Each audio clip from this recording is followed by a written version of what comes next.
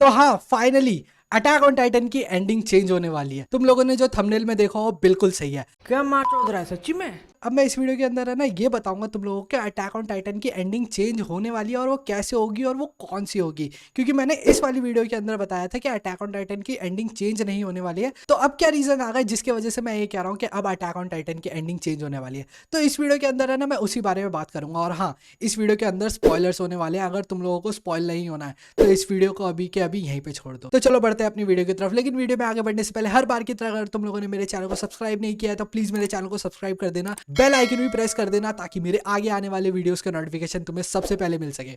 तो चलो बढ़ते हैं अपने अटैक ऑन टाइटन के टॉपिक की तरफ। अब देखो, मैं इतना श्योर क्यों हूं कि अटैक ऑन टाइटन की एंडिंग चेंज होने वाली है, क्योंकि जब मैं ये पिछली वाली वीडियो अपलोड करा था ना जो अटैक ऑन टाइटन के ऊपर है, इसके बाद जब मैंने इस वीडियो को अपलोड करी, इसके बाद है ना मैं यूट्यूब के ऊपर ऐसी सर्च कर रहा था नॉर्मली, और रात के 1 या 2 बज रहे होंगे, 1 या 2 बजे मैंने इस वीडियो को अपलोड किया था और 1-2 बजे मुझे एक नोटिफिकेशन आया, SIM attack on Titan opening. अब मुझे लगा यार अटैक ऑन टाइटन की ओपनिंग अभी कैसे आ जाएगी, वो तो उसी दिन ही आएगी ना जिस दिन एपिसोड रिलीज होगा। लेकिन कहीं से वो ओपनिंग लीक हो गई और उसके वजह से है ना अब काफी ज्यादा श्योर हो चुके हैं लोग कि अटैक ऑन टाइटन की एंडिंग चेंज होने वाली है। इस ओपनिंग का नाम है अंडर द ट्री, और ये वाला जो गाना है ना ये मैंने सुना है ये काफी ज्यादा अच्छा गाना है, लेकिन अगर मैं इसे कंपेयर करूँ रम्बलिंग से तो रम्बलिंग से ज्यादा अच्छा नहीं है। लेकिन इस गाने के अंदर जो मेन चीज है ना जिससे ये पता चलती है कि अटैक ऑन टाइटन की एंडिंग चेंज होने वाली है वो है इस गाने के लिरिक्स। अगर इस गाने के लिरिक्स तुम ध्यान से सुनोगे ना, वैसे नहीं सुन पाओगे क्योंकि ये गाना हटा दिया गया है, जो इस गाने के लिरिक्स है ना वो मिकासा के पर्सपेक्टिव से लिखे गए हैं। एक तरीके से ये गाना जो है ये मिकासा के ऊपर है, मिकासा के पॉइंट ऑफ व्यू से दिखाया हुआ है इस गाने को। और जो पिछला वाला रम्बलिंग सॉन्ग था वो एरिन के पॉइंट ऑफ व्यू से दिखाया गया था कि उसको रम्बलिंग करनी है और उसके वजह से जो भी आगे कॉन्सिक्वेंसेज होंगे वो उसको फेस करने के लिए तैयार है। लेकिन जो ये वाला गाना है ना इसके अंदर ये चीजें पता चल जाती है कि जो आगे स्टोरी होगी ना वो चेंज होगी, क्योंकि इसके अंदर है ना कुछ ऐसी लाइंस है। अब इस गाने के लिरिक्स थोड़ा तुम ध्यान से सुनोगे ना तो मिकासा ये कह रही है एरिन को, don't you want stay with me, are you given up on me. जैसा कि हमने पिछले पार्ट के अंदर देखा था एरिन ने मिकासा को बोल दिया था बहुत ही ज्यादा पत्थर दिल के साथ कि मैं तेरे से नफरत करता हूँ और ये स्कार्फ उतार के फेंक दे, और आर्मिन को भी वहां पे मारा था। लेकिन वो एरिन ने किस लिए किया, ताकि मिकासा एरिन को भूल जाए। फिर आगे की जो लाइन है उसमें मिकासा ये कहती है, I'll be waiting for you. Let me hold you under the tree. अब ये जो लाइन है ना इसको साफ सुन के ये पता चल जाता है कि जो ट्री होने वाली है वो कौन सी होने वाली है। मांगा रीडर्स को पता होगा, एनिमे वालों को नहीं पता है तो मैं बता देता हूँ। जो ट्री होने वाला है वो वही ट्री होगा जहाँ से हमारी अटैक ऑन टाइटन की कहानी की शुरुआत होती है। एरिन जहाँ पे लेटा हुआ होता है, हाँ वहीं से इस कहानी की शुरुआत होती है और वहीं से इस कहानी की एंड भी होती है और वहीं पे इस कहानी की और भी ब्रांचेस बनती है। और अब तक तो तुम लोगों को ये भी पता चल चुका होगा कि अटैक ऑन टाइटन एक टाइम ट्रैवल वाली स्टोरी है। और अगर तुम लोगों ने अभी भी ध्यान नहीं दिया है तो किस तरीके से देख रहे हो अटैक ऑन टाइटन। अब ये गाने से क्या साबित होता है कि अटैक ऑन टाइटन की एंडिंग कैसे चेंज होगी वो मैं अच्छे से बताता हूँ। ये जो गाने के पूरे लिरिक्स है ना, इस गाने के पूरे लिरिक्स के अंदर ही अटैक ऑन टाइटन के आगे का फ्यूचर सेट है। जो गानों के लिरिक्स के अंदर है ना वो काफी सारे हिंट दिए गए हैं। गाना जब तक वो आ नहीं जाता मैं तुम लोगों को सुना नहीं सकता, वैसे मेरे पास है वो गाना, लेकिन इसके जो लिरिक्स है ना वो मैंने बहुत ध्यान से सुने। इसके अंदर है ना कुछ ऐसी लाइन है जो सिर्फ एनिमे व्यूअर्स को और मांगा रीडर्स को जो अच्छे से देखते हैं उनको समझ में आ सकती है। जो एक लाइन है उसके अंदर ये बोला गया है कि स्कार्फ, बटरफ्लाई और बर्ड, ये 3 चीजें मेमोरीज के साथ बहुत ज्यादा मैस कर रही हैं। ये 3 चीजें, अब ये 3 चीजें हमने है ना अटैक ऑन टाइटन के अंदर देखी हुई है। स्कार्फ मिकासा पहनती है, बर्ड के बारे में मांगा रीडर्स को पता होगा क्योंकि मांगा के एंडिंग के अंदर एक बर्ड दिखाया जाता है, उसका एक बहुत ही ज्यादा मेजर रोल है अटैक ऑन टाइटन के अंदर। और थर्ड बटरफ्लाई। अब बटरफ्लाई कहाँ देखी है? बटरफ्लाई अगर तुम लोगों ने अटैक ऑन टाइटन के ओवियन एपिसोड देखे होंगे ना, लॉस्ट गर्ल, जिसके अंदर मिकासा की अलग टाइमलाइन की स्टोरी दिखाई हुई है। अगर तुम लोगों ने ओवियन वाले एपिसोड देखे होंगे जो लॉस्ट गर्ल्स है, attack on Titan lost girl, उसके अंदर दिखाई गई है बटरफ्लाई।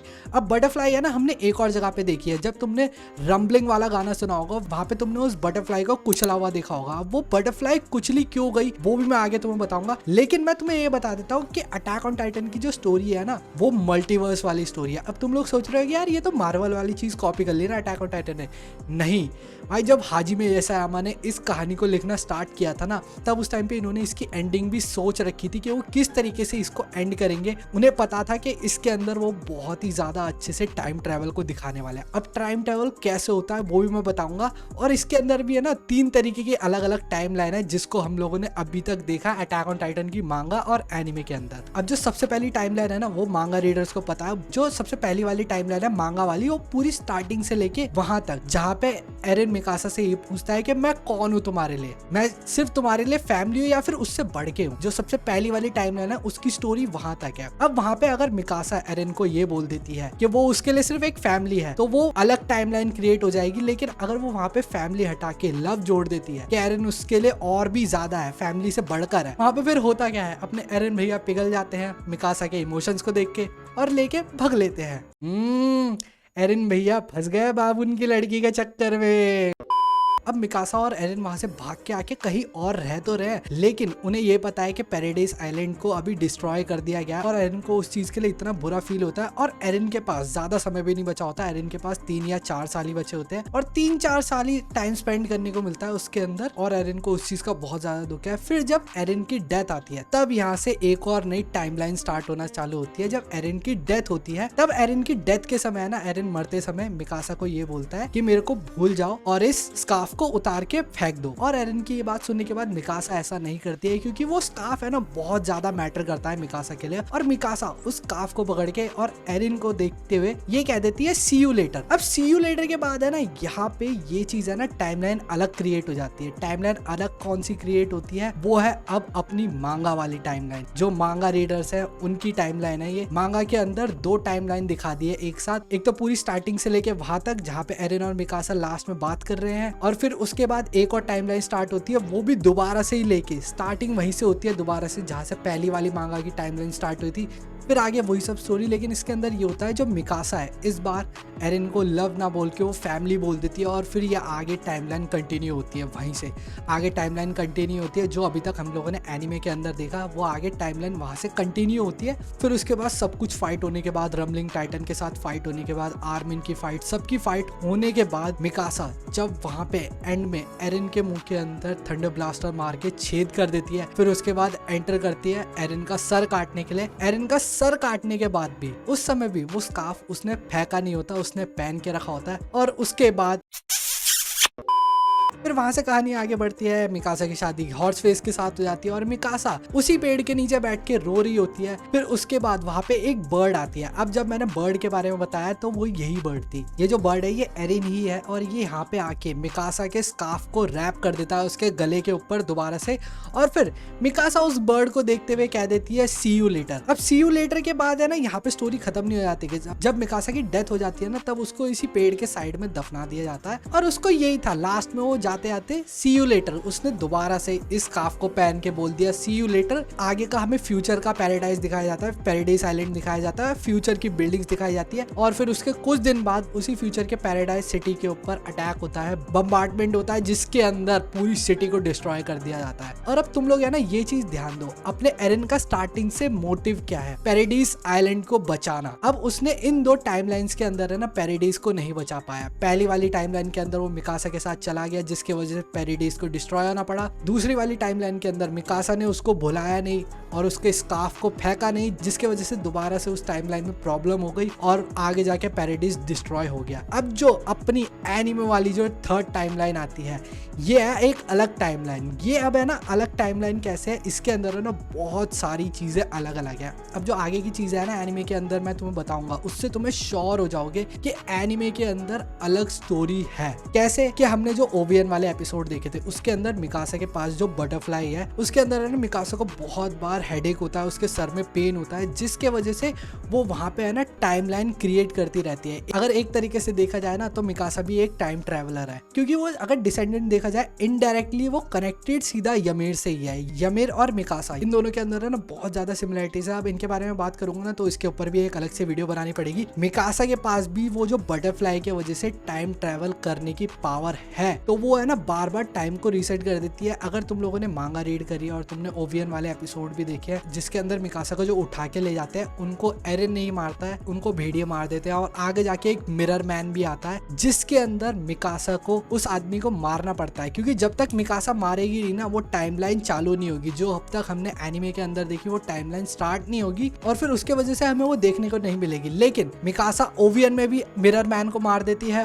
और एरिन एनिमे के अंदर उन दोनों को मार देता है। तो इस वजह से ओवियन और एनिमे वाली टाइमलाइन है ना, इससे कंफर्म हो रहा है कि एनिमे की टाइमलाइन चेंज हो रही है। फिर उसके बाद आगे और भी ऐसे सीन है जैसा कि तुमने सीजन 1 के अंदर देखा होगा, जब एरिन वर्सेस एनी की फाइट जब होती है, एनी की फाइट के अंदर एरिन वहां पे अपने बजर्क टाइटन के मोड में चला जाता है। बजर्क टाइटन का वहां पे पहली बार हमें फॉर्म दिखाया गया था और बजर्क टाइटन के अंदर उसकी आंखें जो है ना वो ब्लू कलर की हो जाती है। अब मैं तुम्हें ये बता दूं कि जो एरिन का बजर्क वाला टाइटन है ना, ये जो बजर्क वाला टाइटन है ये एनिमे के अंदर ही है, सिर्फ एनिमे ओनली है। ये तुम्हें मांगा के अंदर देखने को नहीं मिलेगा। मांगा के अंदर वहां पे वो एनी से फाइट करता है और एनी उसे वहां पे हरा देती है। लेकिन जो एनिमे के अंदर तुम्हें यहाँ पे बजर्क टाइटन देखने को मिला और अगर तुम है ना ध्यान से बजर्क टाइटन की आंखों के ऊपर फोकस करोगे ना तो उसकी आंखें है ना ब्लू कलर की है। अगर तुमने एरिन के टाइटन को ध्यान से देखा होगा ना तो एरिन के टाइटन के अंदर हमेशा ग्रीन कलर की आंखें रही हैं उसकी, और उसकी जब भी आंखें ब्लू हुई है ना इसका मतलब वो टाइमलाइन एनिमे की अलग है। और ये जो बजर्क टाइटन वाली आईज है ना ये बता रही है कि ये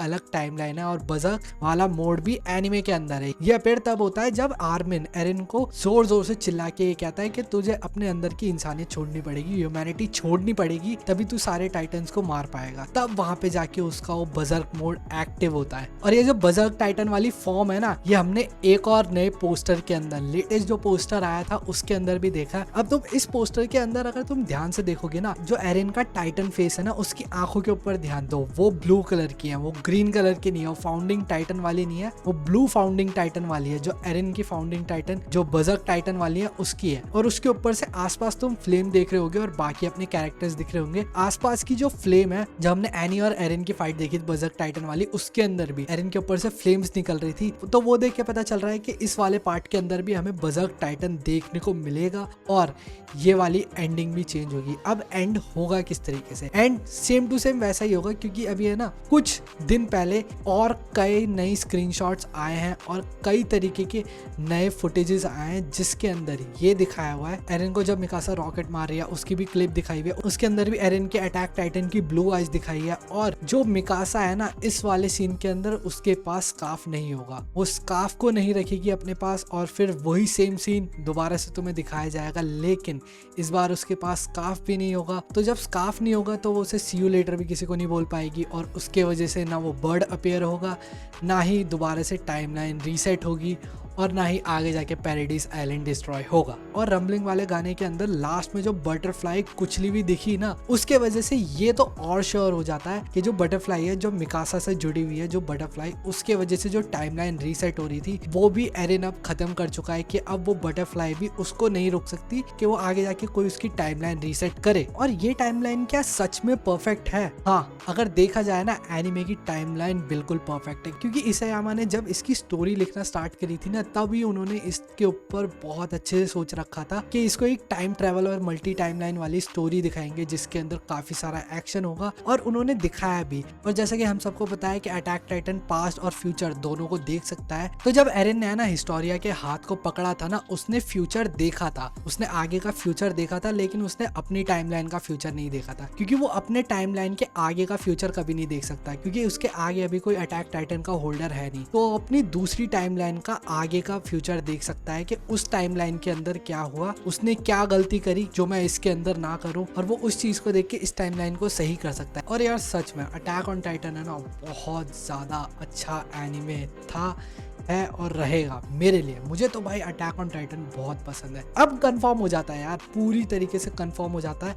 मैं अभी भी है ना इतना ज़्यादा श्योर नहीं हूँ, मैं 80% कन्फर्म हूँ। बाकी के जो 20% है ना, मैं अभी भी श्योर नहीं हूँ कि एंडिंग चेंज होगी या नहीं। लेकिन यार जितनी भी अभी तक एंडिंग दिखाई ना, उसका कारण क्या चीज़ है, वो क्यों बार बार चेंज हो रही है, टाइमलाइन किस लिए। एरन जो है ना, वो अटैक ऑन टाइटन का सबसे बड़ा मॉन्स्टर दिखाया गया है, और उस मॉन्स्टर को पता है बार बार बुला कौन रहा है, वो है मिकासा। क्योंकि मिकासा जिस तरीके से एरन के पीछे डेस्परेट दिखाई गई है ना, उसके वजह से वो बार बार एरन को उस टाइमलाइन के अंदर लेके आ रही है, जिसके वजह से उसको फिर और भी ज्यादा आगे जाके मुश्किल होती है पैराडाइज को बचाने के लिए। भले ही एंड में जाके वो स्टोरी साथ में खत्म हो या ना हो, मिकासा को उस चीज से कोई फर्क नहीं पड़ता, लेकिन जो बीच का जो टाइम है ना, बस वो उस टाइम पीरियड के लिए एरन को दोबारा टाइमलाइन के अंदर लेके आ रही है। और अगर इस टाइमलाइन के चेंजिंग को रोकना है तो मिकासा को वो स्कार्फ उतार के रखना पड़ेगा और एरन को हमेशा के लिए टाटा बाय बाय करना पड़ेगा।